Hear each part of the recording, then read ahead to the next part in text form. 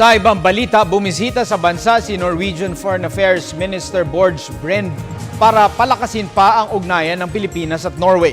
Kabilang sa kanyang misyon ang pagpapalakas ng kalakalan sa Asya at pagtulong sa mga nasalanta ng kalamidad sa Visayas. Yan ang balita hatid ni Bianca Piedad.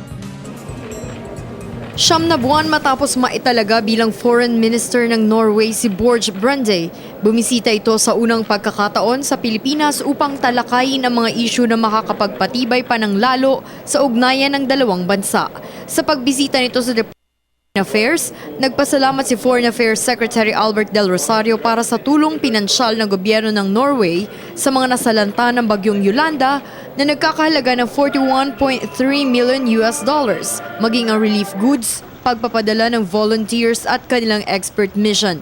Ayon kay Norwegian Foreign Affairs Minister Bård Brende, pinakamalaki ngayon sa buong mundo ang investment fund ng Norway na nasa $850 billion at mahigit sa $500 billion dito ay ipinamumuhunan sa stocks at equities sa Pilipinas.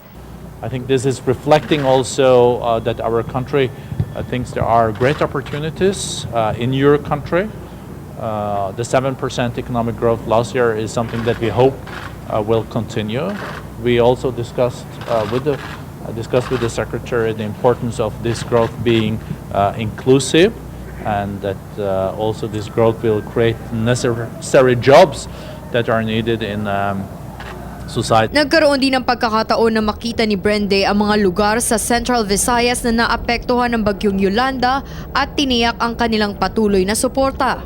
I informed the Secretary that Norway has also committed to 8 million additional US dollars to follow up the appeal from the UN Secretary General. Unfortunately, the last appeal is only reached a level of 40%.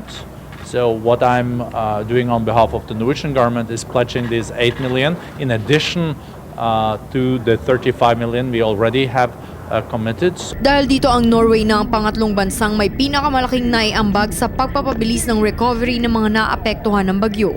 Samantala, pinag-usapan din ni DFA Secretary Del Rosario at Norwegian Foreign Minister Brende ang partisipasyon ng huli sa usapang pangkapayapaan bilang third-party facilitator sa pagitan ng gobyerno ng Pilipinas at grupong CPP, NPA, NDF.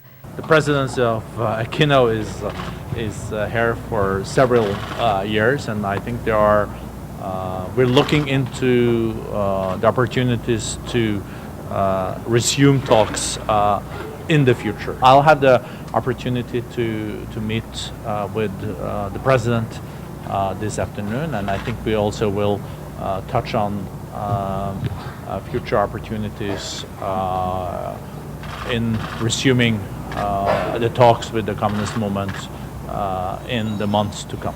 Para sa Telebisyon ng Bayan, Bianca Piedad.